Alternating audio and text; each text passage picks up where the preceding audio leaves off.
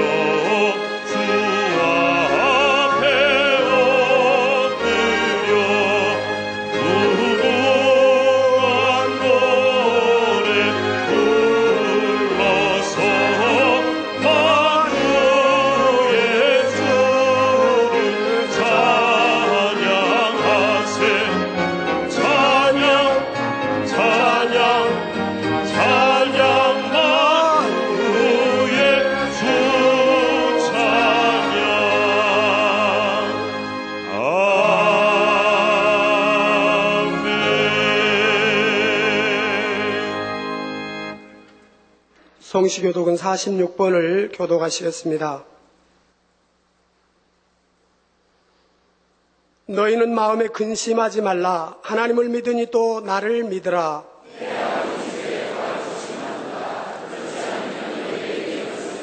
내가 너희를 위하여 처소를 예비하러 가노니 가서 너희를 위하여 처소를 예비하면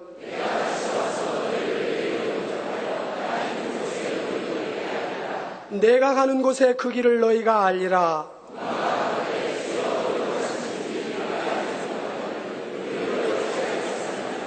예수께서 가라사대 내가 곧 길이요 진리요 생명이니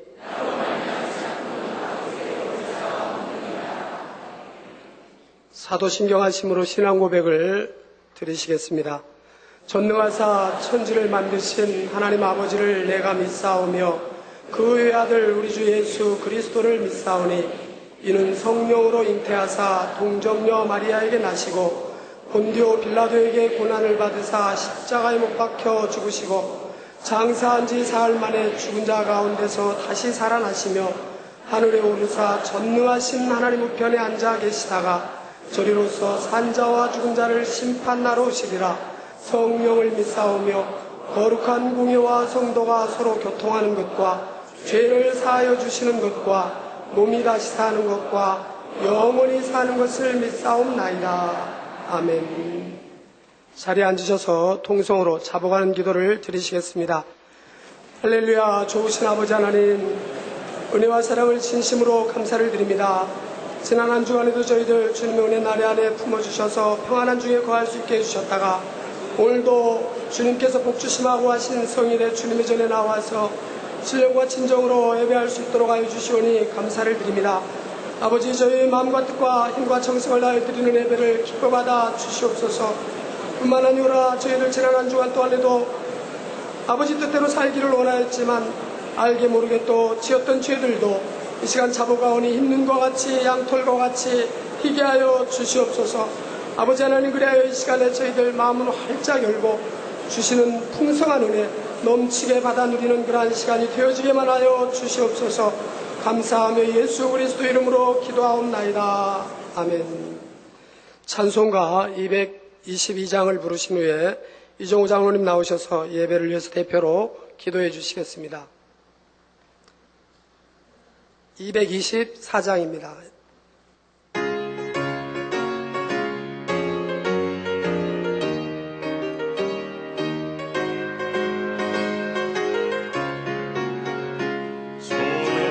건너편에 화려하게 되는 그날 위에 예비하신 집일세. 그 강가에 생명나무 꽃이 한바하였네. 주의 낯을 그곳에서 배우리. 주의 얼굴 배우리. 주의 얼굴 배우리.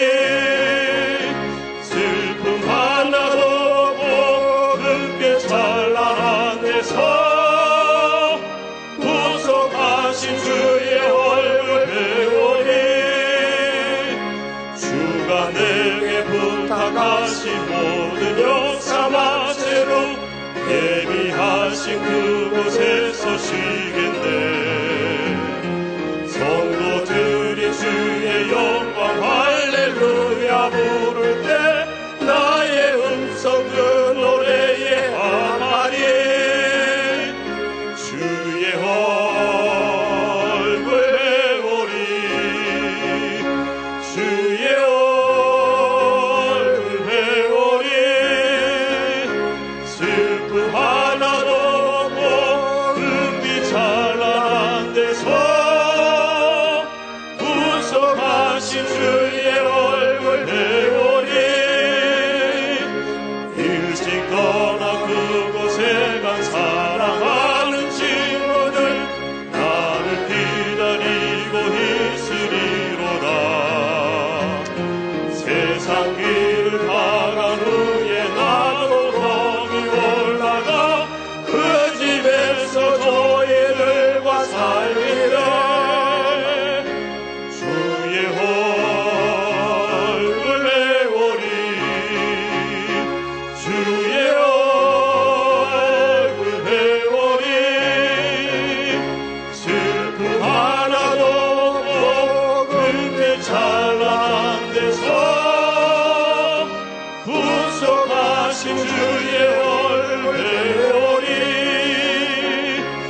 이 세상에 머물 동안 주의 예를 입으며 주의 구원함과 은총 전하고 나의 생명 바치는 날 저 모양에 올라가 주의 얼굴 그곳에서 배우리. 주의 얼굴 배우리. 주의 얼굴 배우리. 슬픔 하나도 없고 흙에 찬란한 데서 구속하신 주의 얼굴 배우리.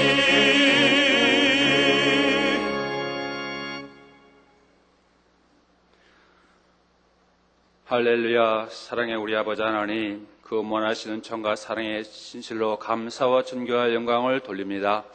허물과 죄로 죽을 수밖에 없는 저희들을 아버지 사랑 가운데 불러 택하여 주시고 아버지의 친히 함께하는 에노의 제단 축복의 제단을 양떼로 인쳐 주시사 한 주간 더 승리의 삶을 살게 축복하시고 오늘 이렇게 기쁜 마음으로 감사한 마음으로 아버지 앞에 나와서 신령과 진정으로 예배 드릴 수 있도록 축복하신 아버지 감사합니다. 시간 저희들 몸과 마음과 돌아보면 더욱더 정답게 깨끗 온전히 역사하시고 아버지가 기뻐하신 예배를 드릴 수 있도록 원수마에 났던 방해의 죄를 다 물리쳐주시고 아버지가 친히 주관하시사 아버지 예배를 통해서 영광 받으시며 우리가 더욱더 아버지 사랑과 은혜 안에 진리 안에 갈 수 있는 축복됨으로 변화받는 심령 되게 축복하여 주시옵소서. 참으로 죄악과 불의가 관용하고 아버지 참 진리가 없는 이때에 아버지 진리의 말씀이 없어서 기가리고 치른 이때 우리 생명의 목자의 가르침을 통해서 우리가 영원히 날로 살찌워지며 사랑받는 자녀로 축복길로 인도받는 아버지 축복을 주신 은혜를 참으로 다시 한번 감사와 영광을 드리며 참으로 생명의 목자를 만나는 것이 얼마나 값지고 귀한 것을 알아서 이 귀한 목자 생명의 목자를 세우신 아버지께 감사와 영광을 다시 한번 올려드립니다. 아버지께서 우리 목자의 기중성을 깨달아 알고 목자의 가르침과 모든 행하심을 통해서 우리가 산 믿음을 갖게 해주시고 세상을 이기며 자신을 위하여 승리의 삶을 살 수 있는 믿음을 갖게 주셨사오니 우리가 더욱더 목자의 모든 말씀과 가르침을 아버지에 따르며 순종하며 그 말씀 안에 거함으로 우리 목자와 같이 우리도 축복받는 자들에게 도우시고 목자의 깊임이 되게 도우시고 이 대단을 향하신 뜻을 이룰 수 있는데 큰 기여를 할 수 있는 우리 모두가 되게 역사하여 주옵소서. 시간도 우리 생명의 목자 권세 있는 말씀을 선포할 때 그 말씀을 통해서 우리 자신을 발견하며 우리가 이제 세상을 이기며 자신을 이기며 세상을 끊어버릴 수 있는 힘과 능력 때문에 되게 되시고 저 천국 세력 삶을 살아내야 할 수 있도록 힘과 능력과 은혜를 입는 시간 되게 역사하여 주시사 우리가 참으로 빛된 자녀로서 사랑받는 자녀로 축복된 자녀로 부족됨이 없도록 은총으로 변화시켜 나오는 귀한 시간으로 역사하시고 영광받아 주옵소서. 모든 예배의 순서에 함께해 주시고 정말 아버지 준비한 우리 니스 오케스트라 임마누엘 상교의 찬양과 연주를 통해서 어둠이 다 물러가고 하늘문이 활짝 저희들 마음이 활짝 열리는 은혜의 시간 되게 역사하여 주시며 사를 인도하신 아버지이며 주연과 목사님 은혜롭게 사를 인도하게 해주시고 모든 예배의 순서마다 함께해 주시며 이 복되어 귀한 예배에 인터넷으로 동시화상으로 동참하고 있는 국내의 모든 하나님의 자녀들에게 아버지 본당과 동일한 은혜를 더하시고 큰 능력과 은혜와 축복을 받는 시간 되게 역사하여 주시사 한 주간 더 승리의 삶을 살게 역사하여 주옵소서. 모든 예배의 시종을 주관하시 함께 하시고 홀로 영광 받으시길 원하며 우리 주 예수 그리스도의 이름으로 간절히 기도하옵나이다. 아멘.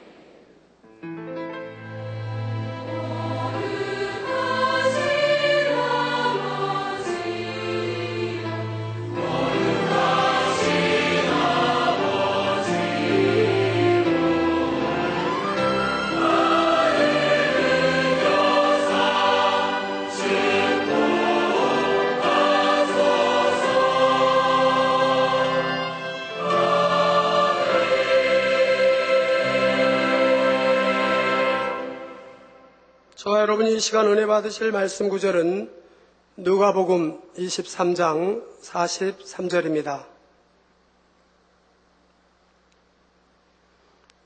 제가 봉독하겠습니다. 예수께서 이르시되 내가 진실로 내게 이르노니 오늘 내가 나와 함께 낙원에 있으리라 하시니라. 아멘. 임마누엘 성가대와 니시 오케스트라의 찬양과 연주 후에 당사님께서 천국 23번째 낙원 2번째 말씀을 증거해 주시겠습니다.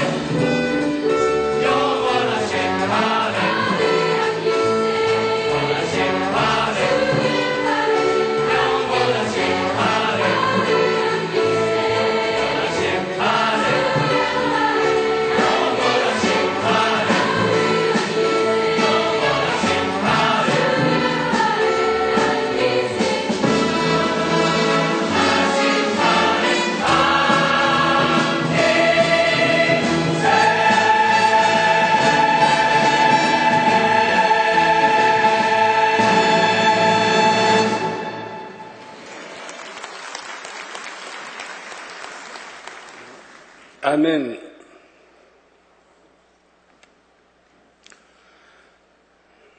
사랑하는 성도 여러분, 또한 미국, 캐나다, 페루, 온두라스, 볼리비아, 엘살바도르, 아르헨티나, 과테말라, 니카라과, 코스타리카, 중국, 일본, 파키스탄, 네팔, 인도네시아, 필리핀, 대만, 스리랑카, 말레이시아, 인도, 몽골, 이스라엘, 이집트, 케냐, 우간다, 콩고, 가봉, 앙골라, 부룬디, 르완다, 나이지리아, 탄자니아, 보츠와나, 스와질랜드, 코트디부아르, 남아프리카 공화국, 영국, 독일, 프랑스, 이탈리아, 벨기에, 네덜란드, 러시아, 벨로루시, 다케스탄, 우크라이나, 에스토니아, 카자흐스탄 등 전 세계 및 전국의 6천여 개 지교회 성도 여러분, 지성전 성도 여러분, 전 세계 인터넷을 통해 예배 드리는 모든 성도 여러분, 아동 주일학교 어린이 여러분, 시청자 여러분, 천국 23번째 시간입니다. 지난 시간에는 낙원의 환경과 낙원에 들어간 영혼들의 생활에 대해 대략적으로 말씀드렸습니다. 그런데 낙원의 생명수 강가에도 아름다운 벤치들이 놓여 있는데 이 벤치들의 재료가 무엇인지 궁금히 여기고 지나갔지요. 예전에 새 예루살렘의 생명수 강가에 있는 벤치들은 황금 보석으로 되어 있다 했는데 낙원의 벤치들도 황금 보석으로 되어 있는지 아니면 어떤 다른 재료로 만들어졌는지 아버지 하나님께서 이에 대해 알려주셨습니다. 이 시간에는 천국에서 각종 건물의 재료가 되는 보석들의 종류와 색상에 대해 말씀드리고 이어서 어떤 영혼에게 낙원이 영원한 처소로 주어지는지를 말씀드리겠습니다. 아버지 하나님께서는 왜 이처럼 천국에 대해 너무도 상세히 알려주실까요? 바로 믿음을 가지고 소망 가운데 더 좋은 천국을 침노에 들어오라는 것이지요.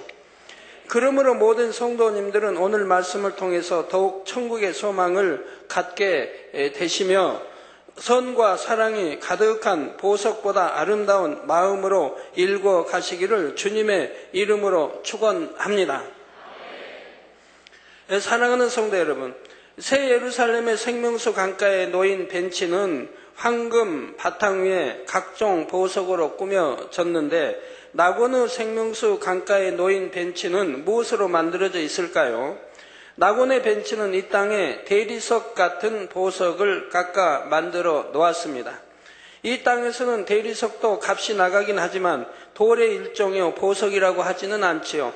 그런데 천국에는 돌이나 흙이나 시멘트나 나무 같은 재료가 없고 오직 금, 은, 보석만을 재료로 이용합니다.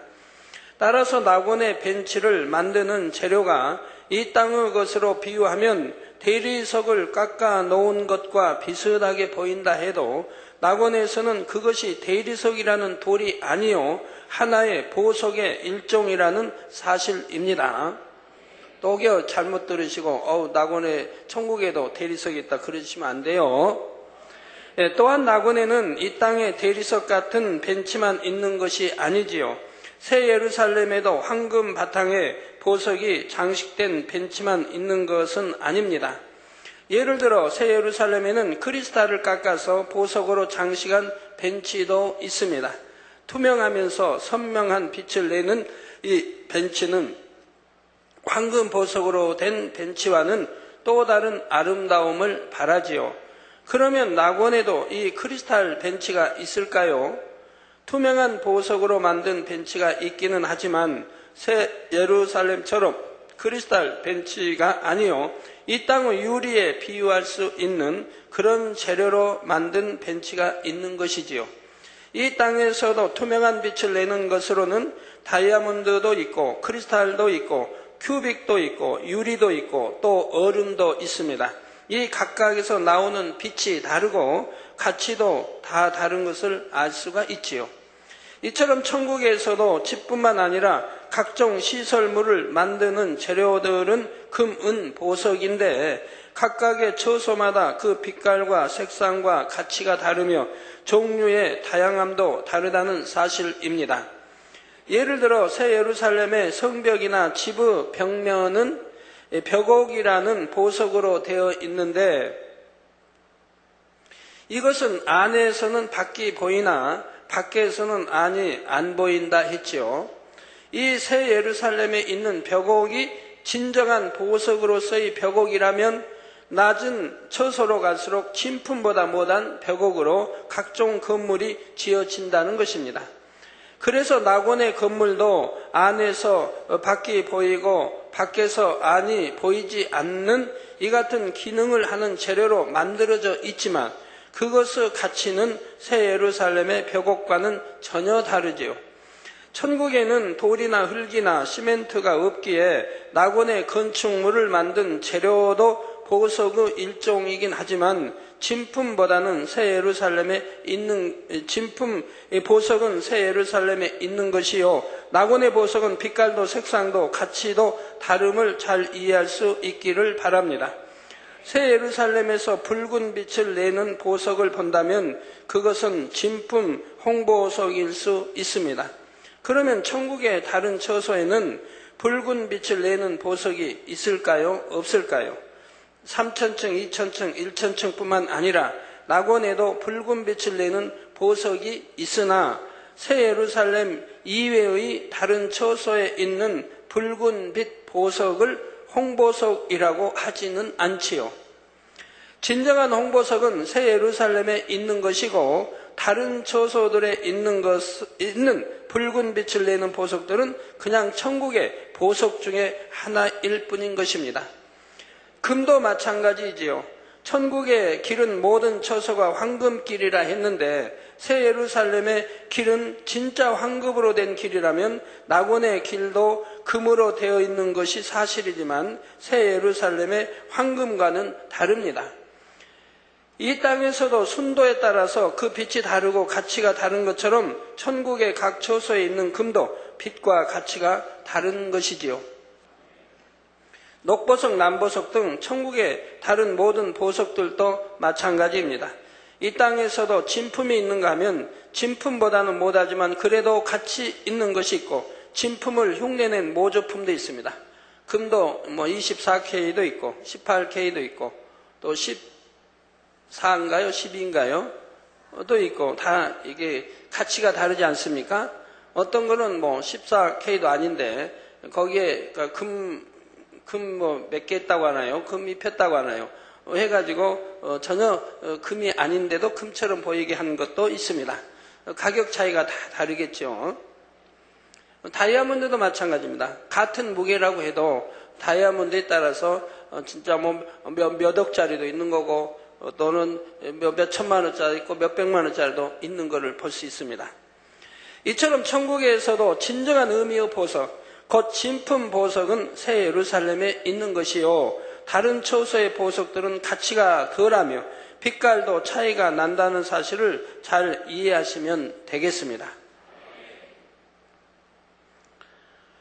또한 각종 보석들의 색상의 다양함도 천국의 각 처소마다 차이가 납니다.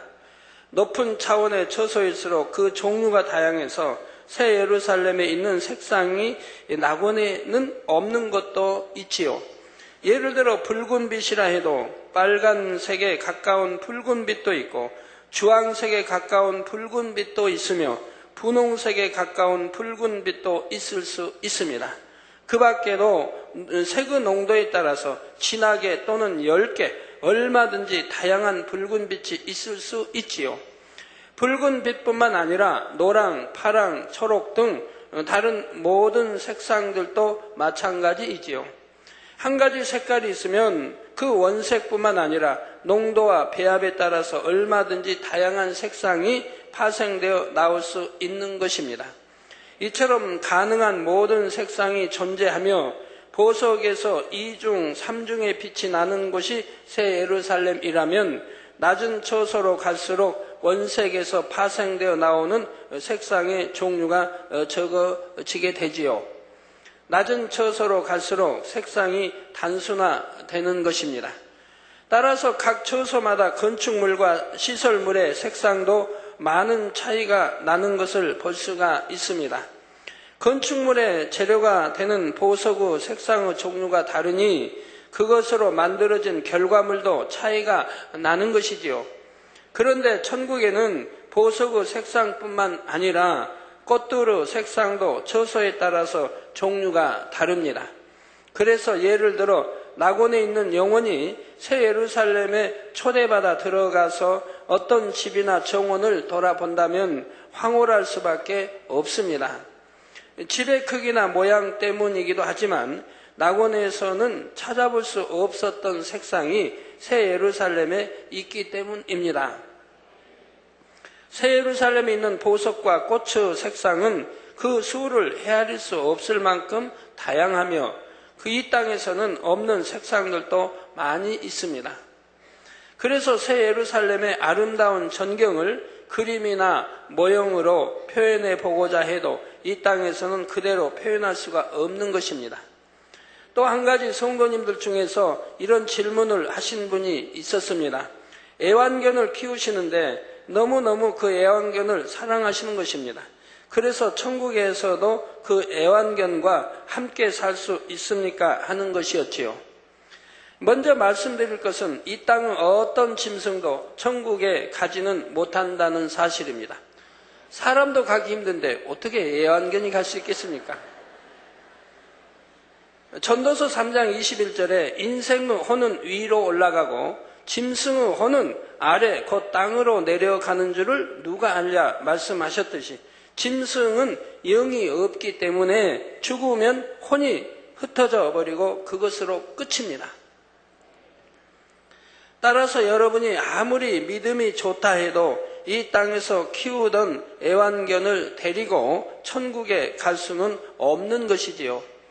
그리고 천국에서 애완동물이 주어지는 경우는 새 예루살렘에 들어간 영혼들에게라 했습니다. 새 예루살렘에 들어간 모든 영혼들에게 일괄적으로 애완동물이 주어지는 것이 아니라 원하는 사람에게는 주어질 수도 있다 했지요. 그러니까 이 땅에서 애완동물과 천국에서 애완동물은 가치가 너무 다른데 아름다움이나 예를 들어 털 하나만 해도 얼마나 털이 황금색을 띠고 부드럽고 이렇게 손으로 만져도 너무너무 이렇게 부드럽고 황금색 띠는 그런 이제 빛깔 그런 또 털인데 이 땅의 애완견과 비교가 되겠습니까? 그런 더 좋은 애완견을 받으면 되지 않습니까? 애완견 혹이 개견자인가요?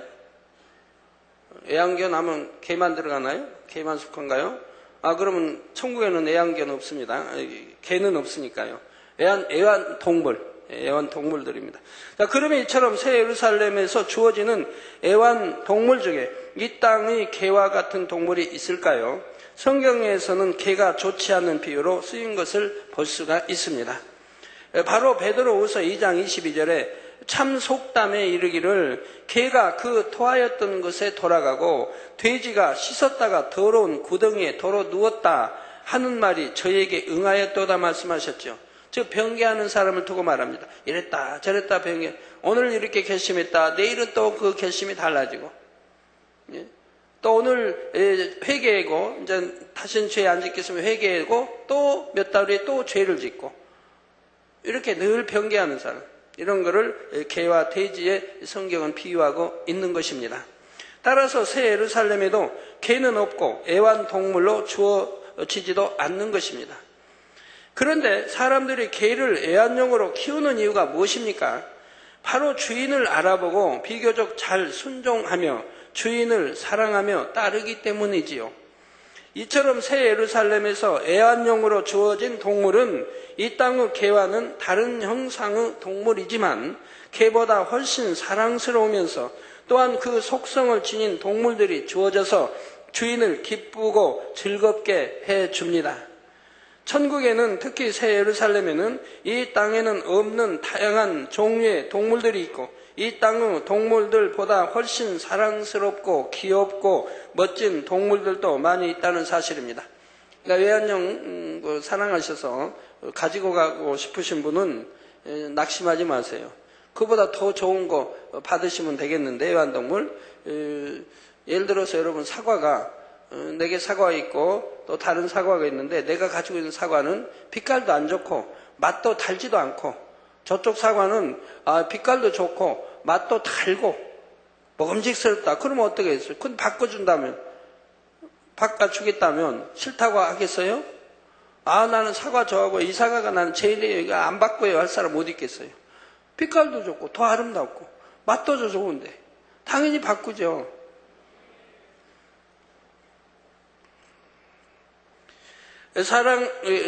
그래서 이런 애완동물을 갖고 싶으시면 반드시 새 예루살렘에 들어가셔야 됩니다. 그러면 여러분 받으실 수 있다 이 말입니다. 사랑하는 성도 여러분, 이제부터는 과연 어떠한 영혼들에게 낙원이 영원한 처소로 주어지는지에 대해 말씀드리겠습니다. 물론 낙원은 믿음의 1단계에 있는 영혼들을 위한 천국의 영원한 처소라는 것을 대부분의 성도님들은 알고 계실 것입니다. 그런데 표면적으로 같은 믿음의 1단계라 해도 죽기 직전에 믿음의 1단계가 된 경우가 있고 하나님을 믿은 지는 오래됐는데 그 오랜 시간 동안 신앙의 발전 없이 계속 믿음의 1단계에 머문 경우가 있습니다. 어떤 사람은 믿음의 3단계였는데 믿음의 1단계로 떨어진 사람도 있고요. 또 다른 한 경우가 있는데 그것은 믿음의 2단계, 3단계였던 사람이 시험에 들어 믿음의 1단계로 떨어진 경우이지요. 시험에 들어서 죄를 지었는데 그 죄가 사망에 이른 죄를 지었다가 용서받았다고 하면, 철저히 통해 잡아가고 용서받았다고 하면, 그러고 그 영혼이 그때 불림받았다고 하면 바로 믿음의 1단계로 떨어졌기 때문에 낙원에 갈 수밖에 없는 거죠. 그리고 성령 회방, 모독, 거역이나 현저한 육체의 일과 같은 시험 사함받지 못할 죄를 지어 구원받을 수 없었으나 하나님의 아주 특별한 용서와 긍휼하심을 입어 가까스로 구원의 문턱에 이른 경우도 있습니다. 대략 이런 경우에 해당하는 영혼들을 위한 천국의 영원한 처소가 바로 낙원인 것입니다. 따라서 낙원이 가장 낮은 단계의 천국 처소이지만 낙원에 깃들어 있는 하나님의 사랑과 긍휼은 사실 다른 어느 처소 못지 않게 크지요. 낙원에 들어가는 영혼들은 하나님을 믿지 않은 세월이 더 길었거나 하나님을 믿는다 하면서도 하나님을 사랑하는 어떠한 행함도 내보이지 않았습니다. 가끔가다 이렇게 성도님들이 이제 아파서 기도받으러 오신 분들 보면 참 의외인 분들이 있어요. 본인들 고백이나 가족의 고백이 신앙생활 잘한다는 거예요. 또 만민 등록한 지 5년도 됐고 10년도 됐고 신앙생활 참 잘한다고. 근데 제가 얼굴이 전혀 익질 않아요. 전혀 모르는 얼굴이에요. 그러면 신앙생활 참 잘했다고 할 수 있는 건지. 그 하여튼 중간 병들어 오셨다 이 말입니다. 신앙생활 잘했다면 어떻게 제가 그분들의 얼굴을 모르겠습니까? 아이들도 아는데.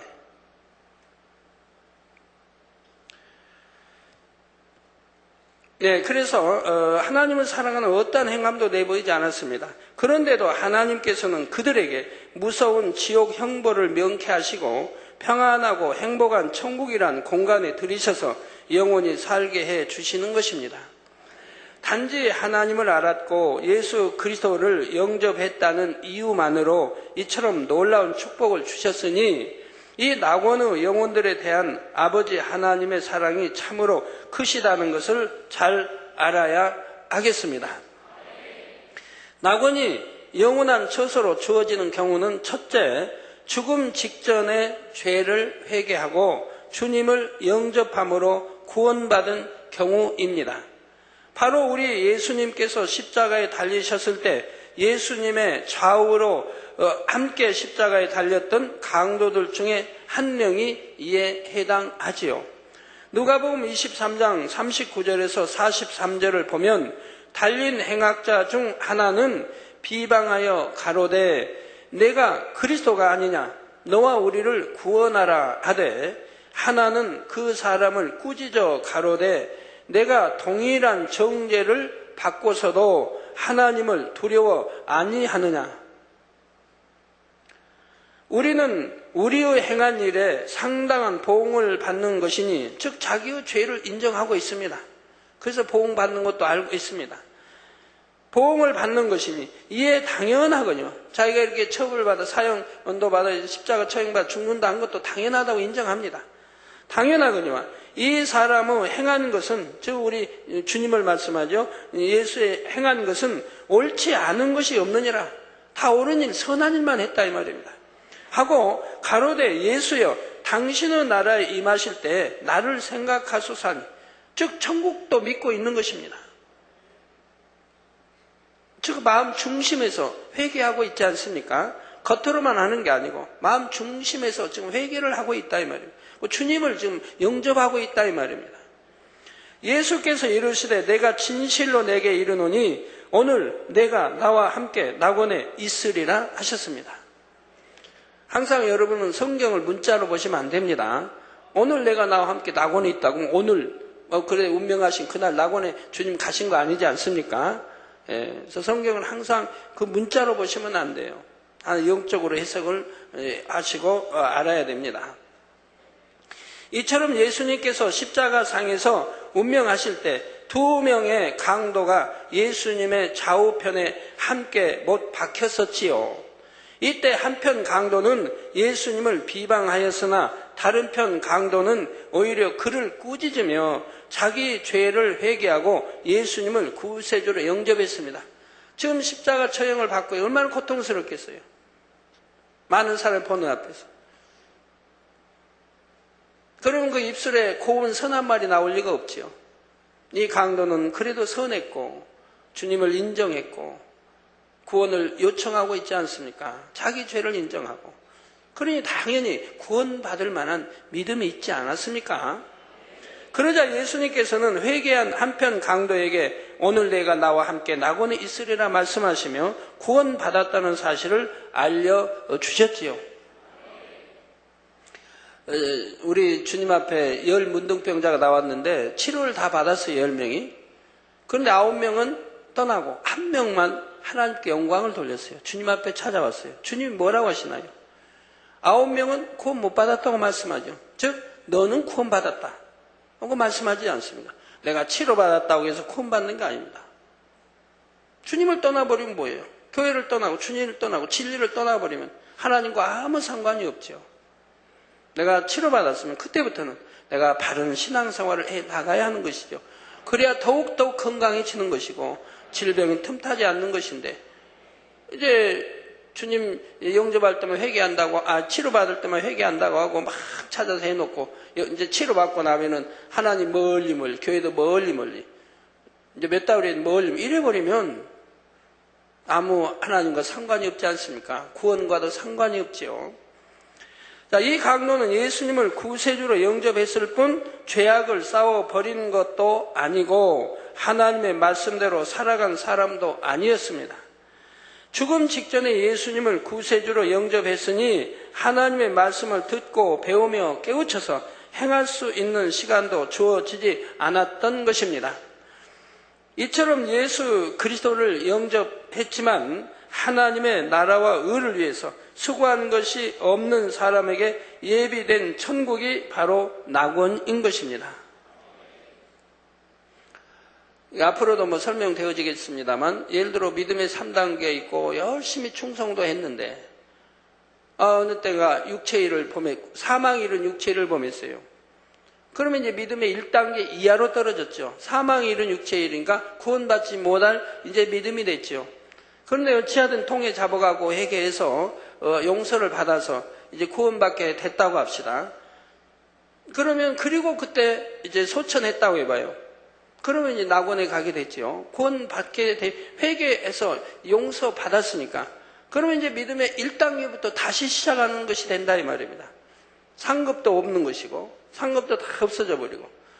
그래서 이제 회개해서 용서받았다고 하면 그게 이제 믿음의 1단계, 바로 그때 이제 소천했다면 낙원에 가는 것이라 이 말입니다. 그러다 이제 육체를 행해서 이렇게 한 분도 다시 신앙생활 소천하지 않고 신앙생활을 계속한다면 믿음의 1단계나 2단계보다는 이제 빠르게 들어갈 수가 있죠. 빨리 회복할 수가 있죠. 왜? 다 아니까, 진리를 알고 전에 행해봤으니까 다 아니까 신속하게 빨리 더 성결로 들어가고 이렇게 하면 빨리 믿음의 3단계를 회복할 수는 있죠. 그러면서 상급이 이제 계속 열심히 쌓아갈 것이고요.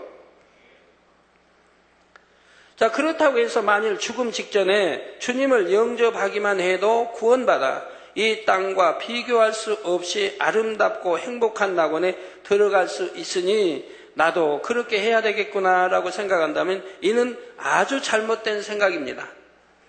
회개한 한편 강도가 죽지 않고 신앙생활을 할 수 있는 시간이 주어졌다면 결국은 구원받아 천국에 이를 수 있는 중심이었기에 하나님께서는 그가 구원에 이르도록 하신 것입니다.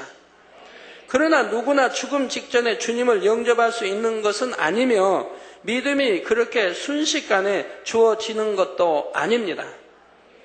어떤 사람은 심장마비로 죽을 수도 있고 그러면 회개할 시간도 안 주어지지 않습니까?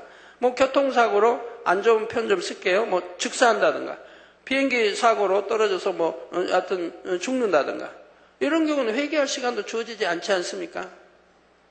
아니면 뇌출혈을 해서 이렇게 입원했는데 의식을 회복하지 못하고 그냥 그래서 또 오래 있다 사망일로 갈 수도 있고 회개할 시간도 주어지지 않는 거죠. 뇌출혈 같은 경우는 또 의식이 돌아온다 해도 회개하기가 쉽지 않지 않습니까? 우리 성도들이라면 참 회개도 하시고 바로 해가지고 더 해서 보통실 옮기고 이렇게 퇴원도 잘 하십니다만 세상에서는 그렇지 않습니다. 뇌출혈 쓰러지면 쉽지 않아요. 수술 받아도 쉽지 않고 완쾌돼서 퇴원한다는 건 참 쉽지 않은 일이에요. 또한 누가 언제 죽을지는 하나님 외에는 아무도 모른다는 사실입니다. 따라서 회개한 한편 강도처럼 죽음 직전에 구원받기는 쉽지 않음을 알아야 하겠습니다. 이처럼 부끄러운 구원을 받은 사람들은 대부분 믿음으로 행한 것이 아무것도 없지만 오직 예수 그리스도를 영접함으로 인해 아름다운 천국에서 영생 복락을 누리게 되었으니 이들은 낙원에 들어왔다는 사실만으로도 영원히 하나님께 감사하며 살아가게 됩니다. 낙원은 새 예루살렘과 너무나 큰 차이가 나지만 영원히 불꽃 속에서 고통받는 지옥에 떨어지지 않고 구원받았다는 사실만으로도 너무나 기쁘고 행복하게 여기는 것이지요. 혹 우리 성도님들의 가족 중에서도 이처럼 죽기 직전에 예수 그리스도를 영접하고 구원에 이르는 경우가 있는 것을 봅니다. 질병으로 인해 몸이 고통을 받고 의학으로도 소생할 가능성이 희박한 상황이 되면 심령이 매우 가난해져서 그제서야 복음을 받아들이고 회개하는 것이지요. 우리 많은 분들이 한 주에도 여러 명들이 이렇게 지금도 꾸준히 회개하러 옵니다만 이제 중한 병이 들었어요. 중한 병이. 이제 병원에서 어찌하지 못하는 중한 병들이 들었어요. 그러면 이제 그때서 심령이 가난해져서 회개하러 와요. 뭐냐? 98, 99년도의 사건. 내 있었던 일들을 회개한다 이 말입니다. 지금도 그래요. 중한 병들 가지고 계시면 대부분 그 사건과 연관이 돼 있어요. 그러면 여러분들이 단에서 누차 여러분들에게 설명해 줬어요. 회개해야 된다고 반드시. 근데 회개하러 안 나오다가 이제 심령이 가난해지니까 어찌할 수 없으니까 회개한다고 나온다 이 말입니다. 그게 참 회개가 되겠어요? 아프기 전에 회개하러 나와야죠. 아이고 나는 하나님께 회개해가지고 전에 어떤 분이 그래요. 제사함 이렇게 줘서 그때 회개가 다 된 줄 알았더니 그 뒤로 또 제발 이렇게 아프게 돼서 회개가 안 된 줄 알고 나왔다고 해요. 여러분 제사함 줬을 때 중심으로 회개가 돌이켰다면 다 제사함 받죠. 그러나 단 되지 않는 것도 있습니다. 그건 뭡니까? 저하고 연관된 것은 저에게 나와서 회개를 해야 되는 거예요. 성경이 그렇게 가르치고 있지 않습니까? 예를 들어 우리 주님이 뭐라고 말씀을 해요? 만약 형제하고 쉽게 풀어서 형제하고 싸웠다. 감정 갖고 오해하고 있다. 욕을 했다. 서로에서 이렇게 안 좋은 관계가 됐다고 한다면 뭐라고 하나요? 그리고 하나님의 헌금 드리려고 하면 주님 뭐라고 말씀해요? 그 헌금 놓고 가라. 성전에 놓고 가서 화해하고 오라. 그리고 드리라. 하나님께 드리려고 하니까 너 가지고 가라고 안 했어요. 거기다 놓고 가라는 거 성전에. 가서 화해하고 와서 드리라는 거예요. 그래 받으신다는 거예요. 원한맺은 거기와 이제 맺혀서 거기와 가서 풀고 오라는 거예요. 그러지 아이고 하나님 나 어떤 친구가 욕하고 싸웠는데요. 하나님 용서해 주시고 하나님하고만 풀라고 온 게 아니에요. 더더구나 이제 저하고 이렇게 참 판단하고 정죄하고 뭐 수군거리고 이렇게 여러 가지 했다고 하면 저하고 풀어야 되는 거예요. 그리고 하나님 거 풀어야 되는 거예요. 근데 그리 하지 않기 때문에 여전히 하나님과 죄담이 있어가지고 때가 되면 하나님이 계수하신다 한 대로 계수를 받고 있는 거예요. 반드시 계수하신다고 했어요. 하나님. 그래서 하나하나 다 지금 계수하고 계세요. 옛날 수년 전부터 지금까지. 그 수가 얼마나 많은지요. 그러면 왜 하나님은 계수하십니까? 계수도 사랑입니다. 하나님이 계수하지 않으시면 회개가 되어 있지 않기 때문에 하나님과의 죄의담이 헐어지지 않아 있기 때문에 구원받을 수도 없다 이 말입니다. 이렇게 계수해서라도 회개할 기회를 하나님이 주신다 이 말입니다. 하나님과 사여진 구원받지 말아 담을 헐 수 있도록 하나님이 사랑으로 이렇게 역사하시는 것이라 이 말입니다.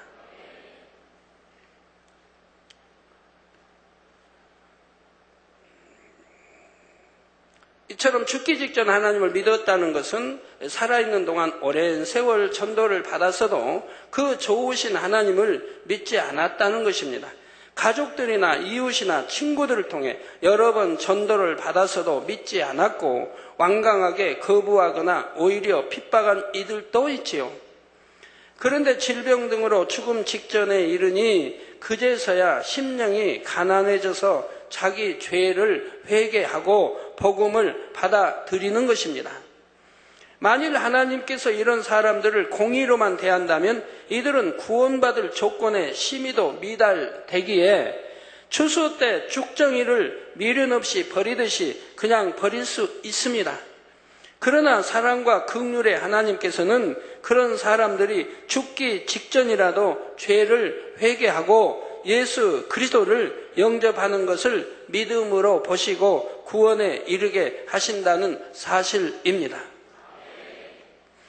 그런데 이런 경우가 많지는 않지만 혹여 그런 경우를 보면 그의 가족들이 그 영혼을 위해 지극한 사랑의 기도를 쌓았고 하나님 앞에 믿음의 심음도 있었던 것을 보지요.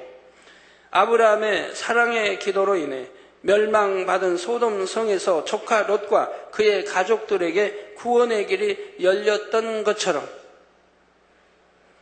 다니엘의 참으로 그 애통한 그런 민족을 위한 이 기도를 통해 하나님이 다시 은총을 참 이스라엘에 내렸던 것처럼 영적인 끈으로 연결된 가족들의 사랑의 중보 기도와 믿음의 심음 등이 한 영혼이 구원받을 수 있는 중요한 요소로 작용될 수 있다는 사실입니다.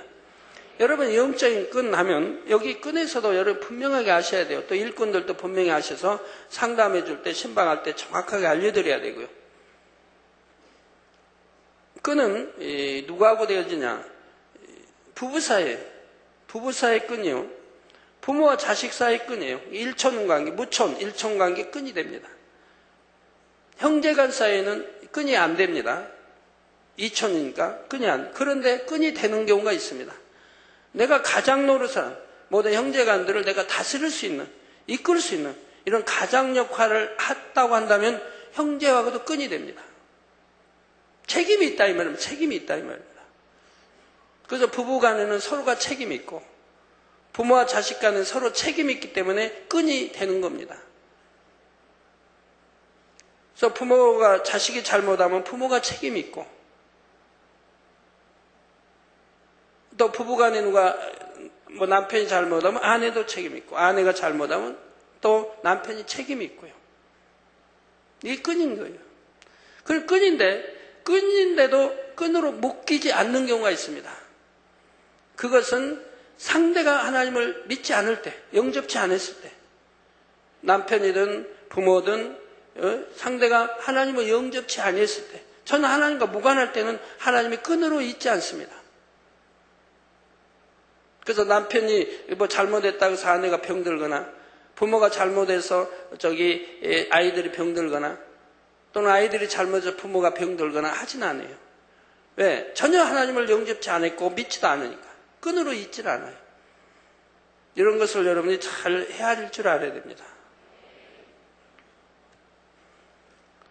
그래서 자녀들이 잘못돼서 참 부모들이 참 여러 연단 받는 경우 참 많이 있어요. 신앙은 잘한 충성하고 열심히 하는데 자녀들이 너무 참으로 하나님을 믿는다고 했던 자녀가 교회도 안 나오고 하나님을 대적한다 이런다면 그 가정이 편할 날이 없는 거예요. 계속 시험과 환난이 오게 되는 거예요.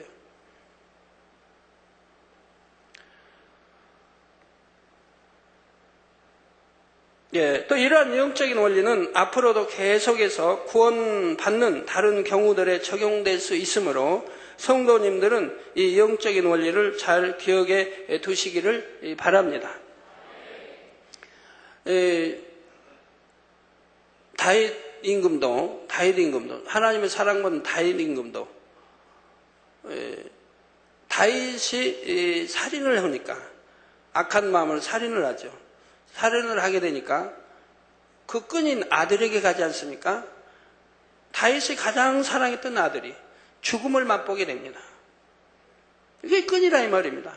이 다윗이 가장 사랑했던 아들을 하나님이 데려가시는 걸 봅니다. 다윗은 금식하면서 매달렸습니다. 하나님께 은총을 받으려고, 용서받으려고. 그러나 하나님은 데려가셨어요. 용서해 주지 않았어요. 그게 끈이라 이 말입니다. 이렇게 끈으로 이어지는 경우들이 참 많이 있죠. 성경 보면 또 많이 나옵니다. 구약이나 신약이나. 그래서 이런 것을 여러분 잘 알아야 돼요. 알아야 어떤 문제가 우리 가정 계속 시험하려니 온다면 왜 그럴까? 내 남편이 전에 등록하고 신앙생활 얼마 하다 떠났는데 지금은 하나님을 핍박하고 이런다. 그래서 남편이 뭐 잘 풀리지도 않고 잘 되지도 않고 나는 열심히 한다고 해도 이런 거 끈이어서 이렇게 되어지는 걸 본다 이 말입니다. 그러나 아내가 충성하고 더 영으로 들어가고 열심히 기도하고 한다면 많이 감소가 되지요. 감소는 많이 돼요. 근데 또 남편이 믿지 않는데 핍박은 하지 않아요. 교회나 하나님이나 목자는 핍박하고 욕하진 않아요. 오히려 신앙생활을 도와줘요. 그런다고 하면 아직 영접은 안 했다 해도 이 아내를 보고 이 아내가 충성하고 열심히 행한 대로 심은 대로 또 충성하기 때문에 그 남편에게도 축복이 가는 것을 봅니다. 끈이기 때문에.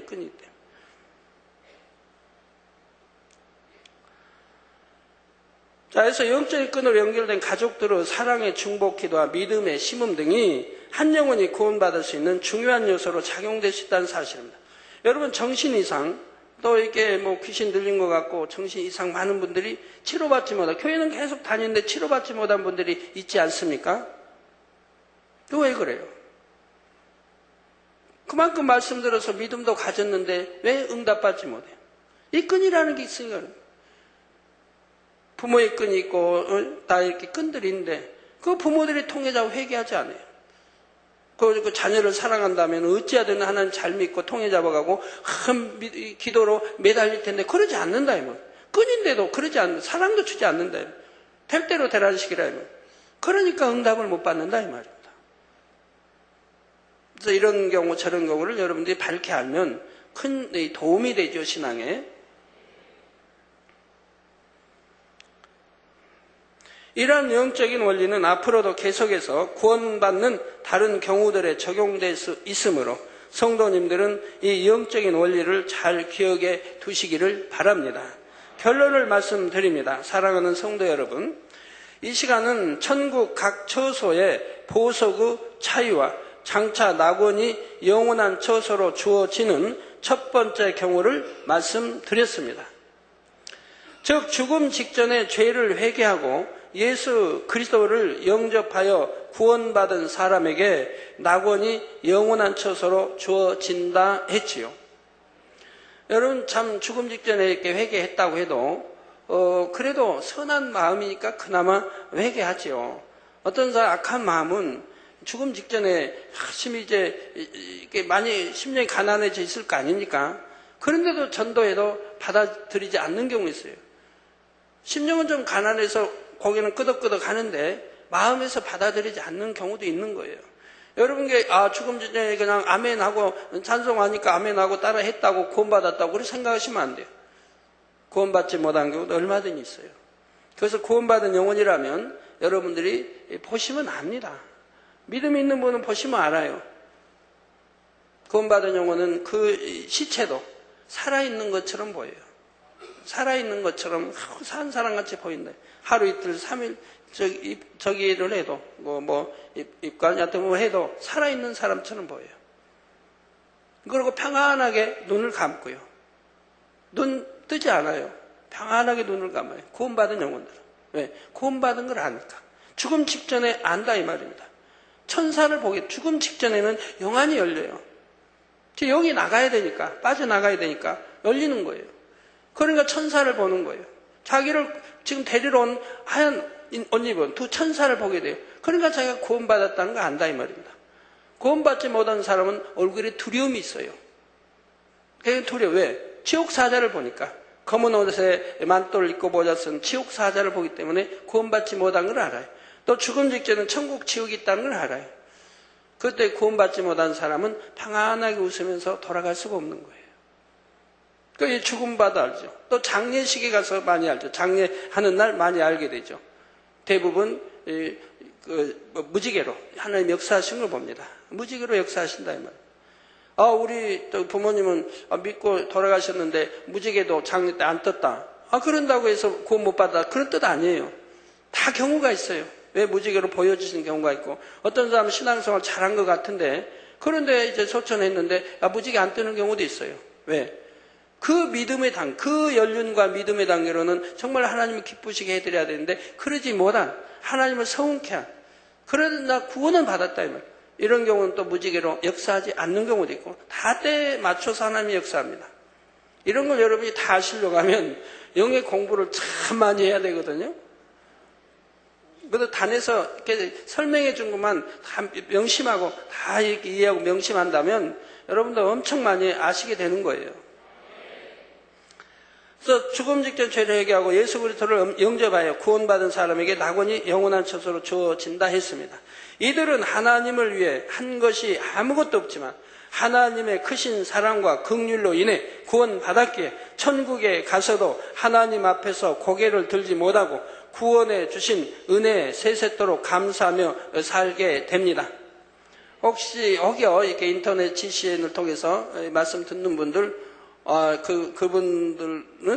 그분들 가족은 또 이렇게 한 10,000개 양떼처럼 하는 가정은 이렇게 아까 무지개 이런 것도 해당되겠습니다만, 그러지 않는 곳은 무지개하고는 상관이 없어요. 이제 다음 시간에는 낙원을 영원한 처소로 받는 두 번째 경우에 해당하는 사례들을 말씀드리도록 하겠습니다. 예로 등장하는 모든 경우들을 타산지석으로 삼아서 우리 모든 성도님들은 더욱 좋은 천국을 열심히 침노에 들어가실 수 있기를 주님의 이름으로 축원합니다. 말씀 상고하시면서 통성으로 이렇게 말씀 상고하시면 기도하시겠는데, 우리 방송실은 어제 보여줬던 잠자리 좀 준비해 주세요.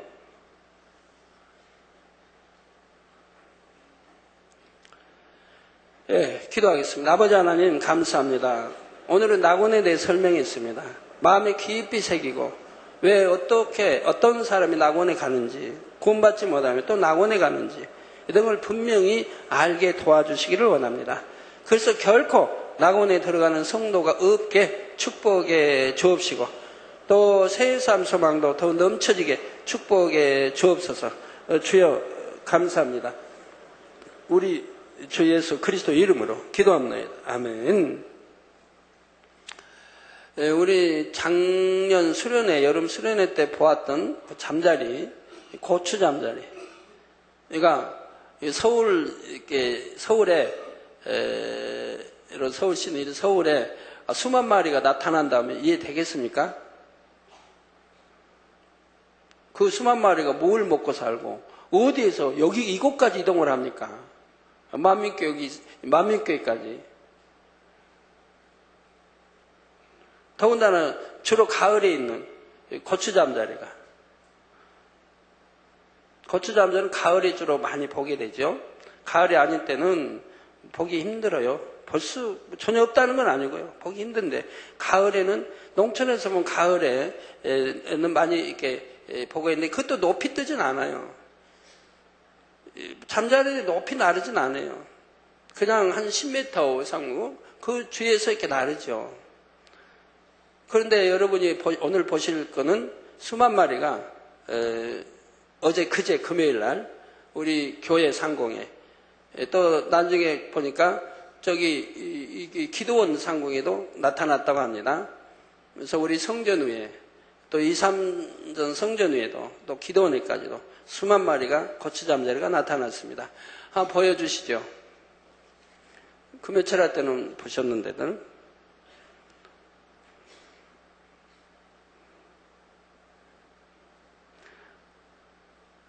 눈이 선명한 분 아니면 잘 안 보이죠? 가까이 당기면 보입니다. 당겨서. 보이세요? 예. 한번 더 당겨보세요. 예, 더 당기니까 더 많이. 이게 전깃줄에 붙어 있는 거 보시면 또 아시겠고요.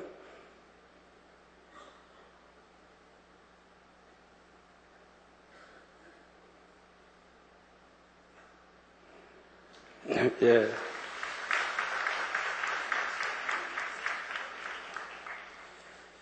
예. 어떻게 저 많은 고추잠자리가 또 저희 교회를 방문했는지 참 은혜롭습니다. 작년 수련회 때 그렇게 보았었는데, 그리고 우리 코에도 붙고 이마에도 머리에도 양어깨에도 손에도 이렇게 붙어 있던 저 친근한 고추잠자리가 여기 또 저희 교회를 방문했네요.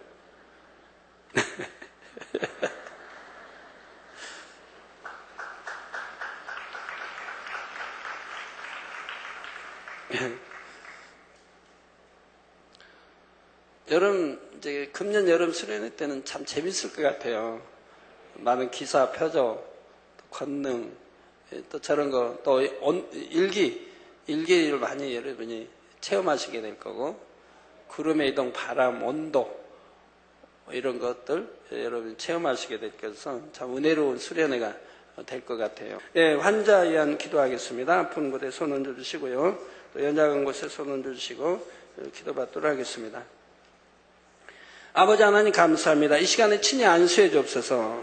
또 시공간 초월하여 역사해 주시 원합니다. 화상을 통해 예배드리는 전국 교회와 지교회와 지성전 위에 인터넷을 통해 예배드리는 전 세계 하나님의 자녀들 위에 GCN 시청자들 위해 해외에 있는 모든 이 선교사들 또 주의종들 또 지교회들 위해 친히 안수해 주옵소서. 능력 불어넣어 시원합니다. 머리에서 발끝까지 오장육부 뼈마디 신경조직세포 성령의 불로 창조의 재상의 권능으로 태워 영육간에 강건하게 축복해 주옵소서. 어둠아 물러가라 빛의 마라 성령의 감동감과 충만함으로 입혀주시기를 원합니다. 아버지 감사합니다. 아버지 모든 속기관 또 피부병들도 모든 연약한 거 안수해 주시고 강건하게 아버지 축복해 주시고 아버지 피부병도 깨끗하게 속기관도 각색 질병들 성령의 불로 태워 깨끗하게 축복해 주시고 시공간 초월하여 병원에 있는 아버지 아들 딸들에도 역사해 주시기 원합니다. 아버지 응답해 주옵소서. 한 주간도 형통하게 도와주시기 원합니다. 불통함 물러가라 형통하게 도와주시고 하나님이 자녀들이 가는 곳 있는 곳마다 원수마다 어둠을 치니 깨어지고 분쇄되게 하시며 그리스도의 향기 바라게 도와주시고 들어도 나도 복받으며 꾸지 아니하며 머리 되는 축복 주시기 원합니다.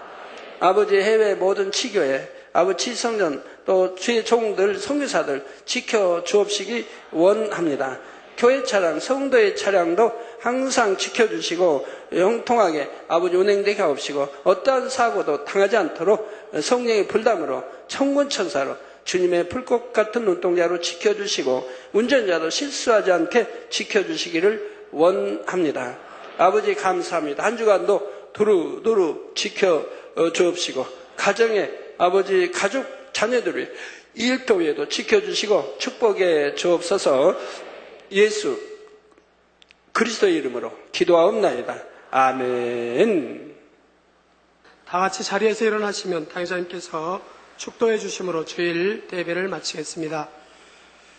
지금은 우리 주 예수 그리스도의 은혜와 언제나 우리와 함께 하시는 하나님 아버지의 극진하신 사랑과 우리에게 예수 그리스도를 알게 하시고 의 가운데로 인도하시는 성령의 감동감화 교통 충만하심이 이 시간에 모인 모든 성도에게 화상을 통해 예배 드리는 전국 교회와 지교회와 지성전 위에 인터넷을 통해 예배 드리는 전 세계 하나님의 자녀들 위에 함께 하시기를 축원하옵나이다. 아멘.